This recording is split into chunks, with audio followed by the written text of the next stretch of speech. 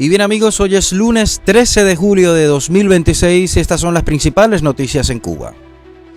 En un contundente llamado que sacude los cimientos del aparato de seguridad de la dictadura cubana, un grupo de militares exiliados ha convocado a sus antiguos compañeros de armas dentro de la isla a rebelarse contra la cúpula comunista. Los oficiales en el destierro instaron a las Fuerzas Armadas Revolucionarias a actuar como dignos mambises y a dar el paso definitivo para asumir el poder junto al pueblo. La proclama no escatimó en dureza contra el decadente régimen de La Habana. Los firmantes exigieron a los soldados y oficiales activos cumplir con su verdadero deber de defender a los ciudadanos y les advirtieron del juicio histórico que enfrentan. En un tono sumamente crítico hacia la sumisión de los altos mandos, el mensaje fue tajante: no pueden permitir a la historia pasar como gángsteres al servicio de una cuadrilla de mafiosos. Este llamado pone el dedo en la llaga sobre la profunda crisis moral y operativa que vive el estamento militar en Cuba, hoy convertido en el brazo financiero de un conglomerado hotelero corrupto y liderado por la oligarquía del Partido Comunista. Mientras la población civil se hunde en la miseria y la opresión, la exhortación de los exiliados apela al honor militar perdido, recordando que el verdadero rol de un ejército es proteger a la patria y no servir de escolta mafioso a un régimen totalitario y moribundo. La Habana, antaño la joya del Caribe, se hunde hoy bajo las toneladas de desperdicios ante la total incompetencia y pasividad de las autoridades locales. La centralización absoluta, los habitantes y transportistas de la capital se ven obligados a sortear diariamente vertederos improvisados que crecen sin control en plena vía pública. La acumulación de desechos no solo ha bloqueado calles principales, transformado la ciudad en un laberinto intransitable, sino que ha desatado una crisis sanitaria sin precedentes en los barrios residenciales.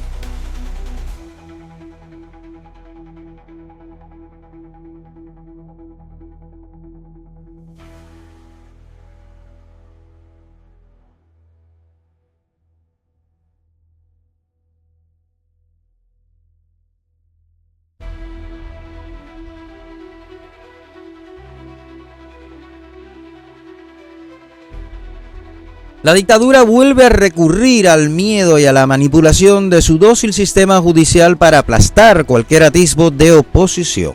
En esta ocasión, la Fiscalía del régimen ha solicitado penas draconianas entre 10 y 30 años de prisión para 30 ciudadanos, acusados bajo el siempre conveniente y vago cargo de planear supuestos actos terroristas durante el año 2023. Según la versión del Ministerio Público de la isla, órgano que opera como el brazo ejecutor de la familia Castro y sus herederos, los implicados pretendían atentar contra los altos mandos de las Fuerzas Armadas Revolucionarias y el Ministerio del Interior, las dos principales estructuras que sostienen el aparato represivo del Estado. En este nuevo juicio masivo sigue el guión habitual del castrismo: fabricar conspiraciones internacionales y tildar de terrorista a todo aquel que ose cuestionar la miseria y la falta de libertades impuestas por el comunismo. Mientras el pueblo cubano sufre un colapso económico sin precedentes, el régimen prefiere gastar sus últimos recursos en perseguir fantasmas y encarcelar a su propia gente para garantizar la supervivencia de la cúpula militar en el poder. Con la confirmación de 2 nuevos feminicidios en apenas una semana, 2 madres asesinadas presuntamente por sus parejas en Cienfuegos y Camagüey. La isla ya contabiliza la alarmante cifra de 40 asesinatos machistas en lo que va de 2026. Mientras la cúpula del régimen dictatorial sigue priorizando el gasto en propaganda política y el control social para asegurar su permanencia en el poder, las mujeres cubanas quedan desamparadas en un entorno de miseria estructural, desintegración familiar y colapso judicial. Este trágico repunte de violencia evidencia una vez más la absoluta ineficacia de un Estado hipertrofiado que asfixia las libertades individuales, pero es incapaz de garantizar el derecho más elemental de sus ciudadanos: la vida. El régimen cubano ha decretado 2 días de duelo oficial ante el fallecimiento del ex emir de Qatar, el jeque Hamad bin Khalifa Al Thani, mientras los ciudadanos de la isla lidian a diario con apagones masivos, escasez de alimentos y una crisis económica asfixiante. La cúpula castrista prefiere detener el país para rendir honores a una monarquía petrolera. El dictador Miguel Díaz-Canel no tardó en deshacerse en elogios, calificando al multimillonario jeque como un entrañable amigo de Cuba y un aliado cercano del dictador asesino Fidel Castro. Para la Cuba oficialista, la pérdida de uno de sus principales financistas y socios estratégicos en el Oriente Medio es el motivo de luto nacional. Para los cubanos de a pie, sin embargo, no es más que otra reverencia de la dictadura a los millones extranjeros, evidenciando la enorme desconexión entre los lujos diplomáticos del palacio y la cruda realidad de las calles cubanas. A 5 años de las históricas e inéditas protestas del 11 de julio que hicieron temblar los cimientos de la dictadura castrista, el régimen de Miguel Díaz-Canel ha vuelto a recurrir a su clásica receta de paripé ideológico y mano dura.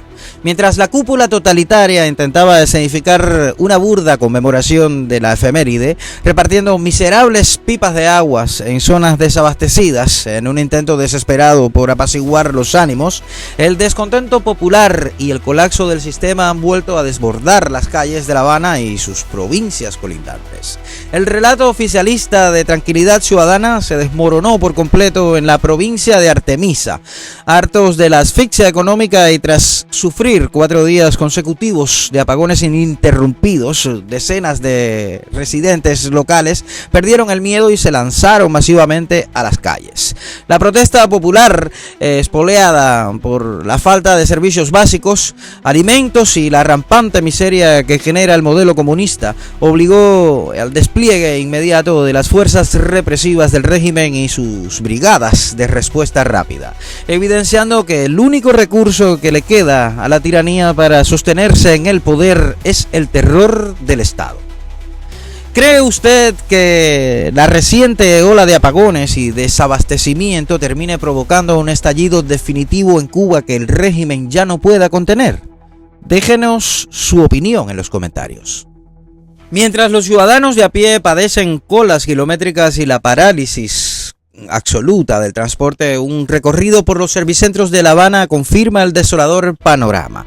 El combustible ha desaparecido por completo del circuito estatal ordinario. Solo las patrullas de la policía, el brazo ejecutor del terror de Estado, y las privilegiadas gasolineras gestionadas por las polémicas MIPYMES, las micro, pequeñas y medianas empresas utilizadas como fachada económica por el régimen, disponen de carburante. Esta alarmante escasez no es más que el resultado de la incapacidad crónica de una planificación centralizada fallida, agravada tras el fin de las dádivas del petróleo venezolano para esquivar su propia quiebra. La cúpula comunista ha tenido que romper su propio monopolio y autorizar de emergencia la importación privada de diésel mediante isotanques, pagados a precio de oro en dólares. A través de estas MIPYMES controladas por oligarcas y familiares de la élite verde olivo.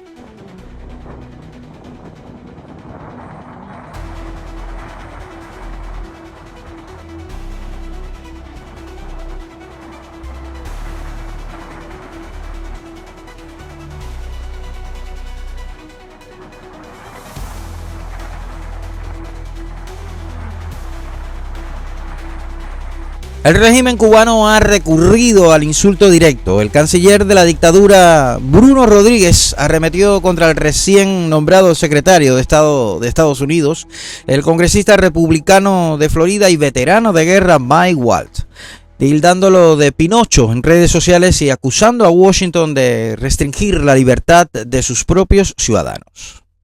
Fiel al gastado guión de la retórica comunista, Rodríguez buscó desviar la atención de la miseria y opresión que padece la isla, acusando a la que denomina la mafia anticubana de Miami de influir en la política exterior de Estados Unidos. Según el funcionario de la tiranía, estas posturas firmes contra el totalitarismo caribeño solo buscan justificar el crimen y la agresión contra el pueblo cubano. Y hasta aquí las noticias por el día de hoy. Como siempre, un análisis frontal y directo, sin concesiones, de la realidad que otros intentan maquillar en Cuba. Yo soy tu amigo Donovan Arango y te invito a que te quedes con nosotros en la sintonía del canal. No bajes la guardia, mantente informado y nos vemos en la próxima emisión. Buenas noches y que Dios los bendiga a todos. Patria, vida, libertad para Cuba y nuestros presos políticos. Y Cuba, pa' la calle.